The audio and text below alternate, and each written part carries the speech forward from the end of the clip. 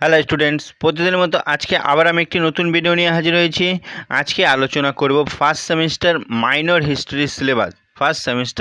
History syllabus নিয়ে আজকে আলোচনা করব। তোমরা যারা আমার চ্যানেলে নতুন তারা চ্যানেলটিকে সাবস্ক্রাইব করে নেবে, তাহলে সবার আগে নোটিফিকেশন তোমাদের কাছে পৌঁছে যাবে।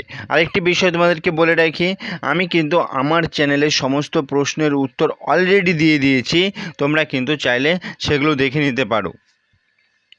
কি বলছে তোমাদের ফার্স্ট সেমিস্টার কি পড়তে হবে?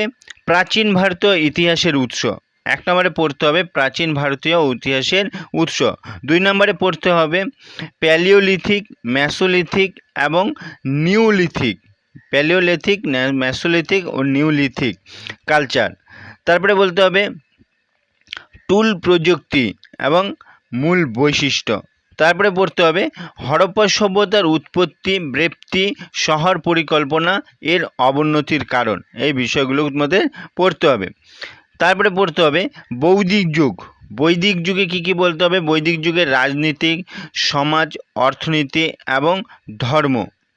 তারপরে পড়তে হবে মহাজনপদ, ষোড়শ মহাজনপদ যে রয়েছে, ষোড়শ মহাজনপদ পড়তে হবে। এখানে পড়তে হবে আঞ্চলিক এবং মগধ জৈন বৌদ্ধ ধর্মের উত্থান, আলেকজান্ডারের ভারত আক্রমণ এবং এর প্রভাব।